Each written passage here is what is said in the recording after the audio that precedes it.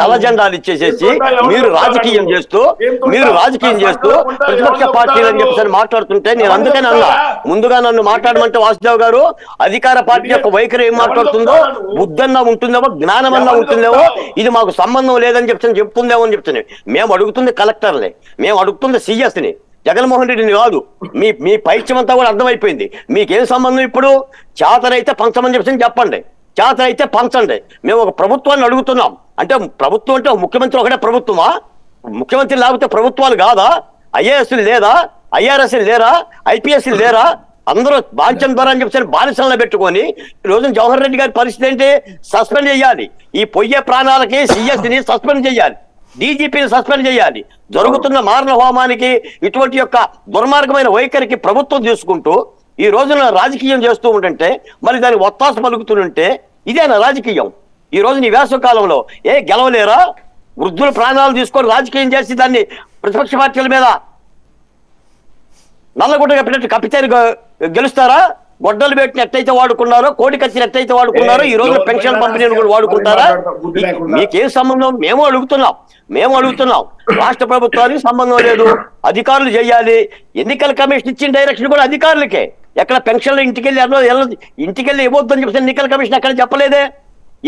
అంగన్వాడీ టీచర్లు లేరా? విఆర్ఓలు లేరా? విఐలు లేరా? ఎంఆర్ఓలు లేరా? ఎండిఓలు లేరా? నీ సంస్థ అంగాలు ఏమైపోయినాయి? ఈ రోజున 15,600 సచివాలయాలు ఉన్నాయి. దాదాపు 136,000 మంది సచివాలయ కార్యదర్శులు ఉన్నారు. ఒక్కొక్కరు కేసుకున్నా 439 వస్తుంది. ఒక్కొక్క ఉద్యోగస్తుడికి 49 వస్తుంది. గణాంకాలు చెప్తుంది. వీళ్ళతో పాటు ఇతర అధికారులు ఉన్నారు.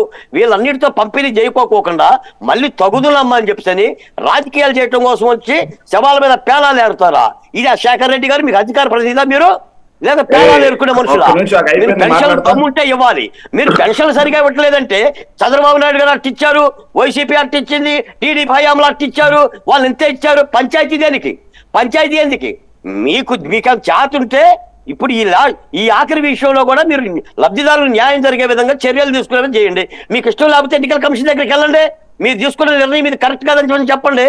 చెప్పలేడు జగన్మోహన్ రెడ్డి గారు మీటింగుల్లో చెప్తున్నారు ప్రతిపక్ష పార్టీల మీద నిందలేయటానికి. దీనికి చంద్రబాబు నాయుడు ఉండు, దీనికి రమేష్ కుమార్ ఒక సిటిజన్ ఫోరం ఆయన కంప్లైంట్ ఇచ్చింది. మీరేం చెప్పారు?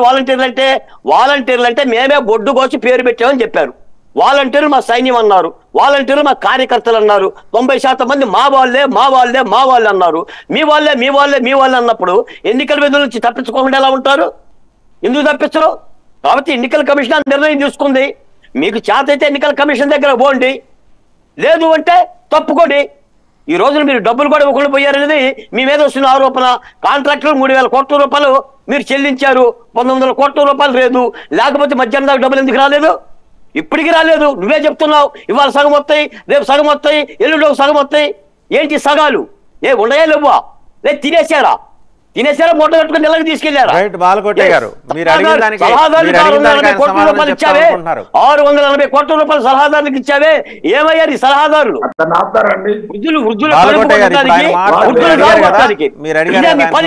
కాబట్టి ఇది చాలా దారుణం వాసుదేవ్ గారు. వృద్ధుల ప్రాణాలతో ఆటాడి రాజకీయం చేస్తుంది వైసీపీ పార్టీ. ఈ రాష్ట్రంలో వృద్ధులు అర్థం చేసుకోవాలి. నేను చెప్తున్నా, నిన్న మొన్న కూడా పాత్రికేయులు లాంటి వాళ్ళు తెలిసి తెలియని వాళ్ళు వచ్చి అన్నమాట ఏంటంటే 30 రోజుల ఎన్నికల ప్రచారాన్ని జగన్మోహన్ రెడ్డి గారు అవాతాతలను అడ్డు పెట్టేసేసి వీళ్ళ చేత శవరాజకాలు చేస్తూ ప్రతిపక్ష పార్టీ మీద వాడుకుంటున్నారు బాలకోట గారు అని చెప్పి మాట్లాడుతున్నారు. ప్రతిపక్ష పార్టీలు కూడా సచివాలయ కార్యాలయాలకు వెళ్ళాలి. వాళ్ళకి మంచినీళ్ళు లేవు, ఉండటానికి నీడ లేదు, నా బండ్ల మీద కూర్చుంటున్నారు. మీరు సేవా కార్యక్రమాలు చేయండి. రాష్ట్ర ప్రభుత్వం ఎందుకు నాటకం ఆడుతుందో, ఎందుకు దొంగాట ఆడుతుందో జనసేన కార్యకర్తలు కానీ, ఎమ్మెల్యే అభ్యర్థులు కానీ, ఎంపీ అభ్యర్థులు కానీ సచివాలయ కార్యదర్శులకు వెళ్ళి చెప్పాలి. లేకపోతే తప్పు చేస్తుంది వాళ్ళు, నిందేస్తుంది ప్రతిపక్ష పార్టీల మీద. ఇది ఆషామాషి విషయం కాదు. ఎందుకంటే ఇప్పటికే 2 ప్రాణాలు పోయింది. ఈ 3 రోజులకి ఎన్ని ప్రాణాలు? ఆయన సమానం చెప్తారండి, ఒకసారి ఆయన సమానం చెప్తారు కైండ్లీ క్విక్లీ.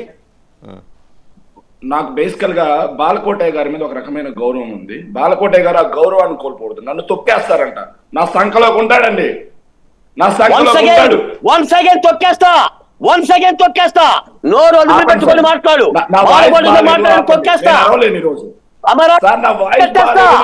అమరావతి